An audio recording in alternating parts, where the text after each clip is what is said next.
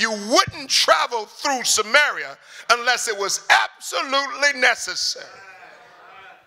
So Jesus says, I must needs go through Samaria. In other words, it's not only important, it's critical. There's some kind of emergency over there in Samaria.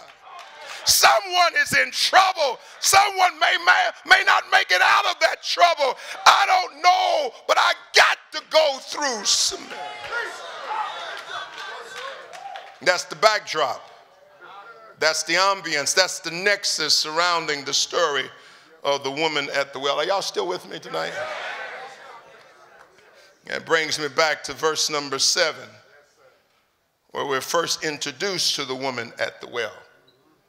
Now, I know believers have a tendency to typecast biblical characters, make them either villains or heroes, sometimes without biblical attestation. For example, Mary Magdalene is often called a whore and a former prostitute when there is really no biblical evidence to support that conclusion. But on the other hand, David is your boy. You know I'm telling the truth. David can't hardly do nothing wrong. We just say just that one little thing he did, but no. You know what David did? He took his first wife, 4 or 5 children. Now, some people say they were her nephews. It doesn't matter. She raised them. He took those boys, hung them out on a tree for 30 days, let their bodies die because of some agreement that he made. That was his wife's children. And y'all wonder why Michelle had an attitude with David.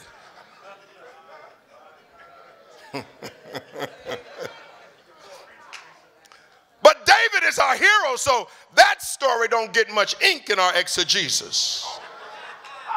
Understand me now, saints of God. I'm not taking up for the woman at the well, but let's try to get to know her a little better before we pass judgment on her. And while you're at it, this might also be helpful for the saints before you make your next post on Twitter or IG or Facebook.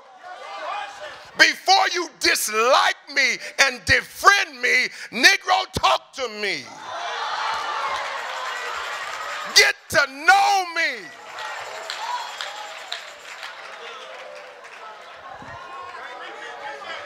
See, you know, this is sometimes. Am I telling the truth, saints? We don't know what a believer in church had to go through just to get to church. You're going to pass judgment on me and criticize and critique me, and you haven't put forth any effort to know and to understand the complicated things in my life. I don't quite understand saints sometimes. I guess y'all gonna let me dance by myself tonight.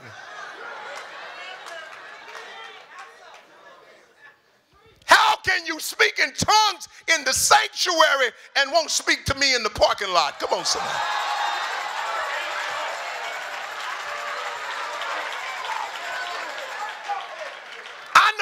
It's Sunday morning, and all of us have our game faces on Sunday morning, and all of us have our anointed facade. All I'm saying is that before you rush to judgment regarding the tragic woman in the scripture, consider her situation. Because there's a lot of hurting people, a lot of wounded people, a lot of bleeding saints with complicated situations sitting right next to you, and you ain't got no discernment about it because you too busy you too busy trying to get your lawnmower started.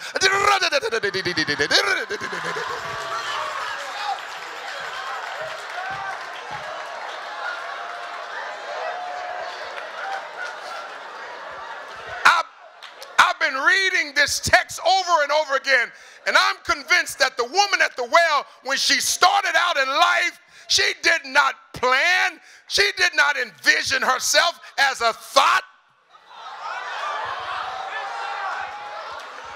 Oh, hoochie mama.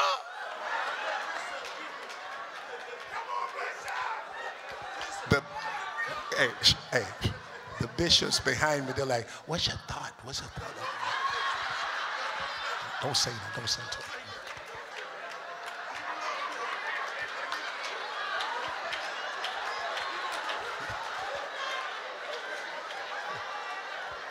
And she must be wondering to herself, how did I get in so deep? How did things in my life get so complicated?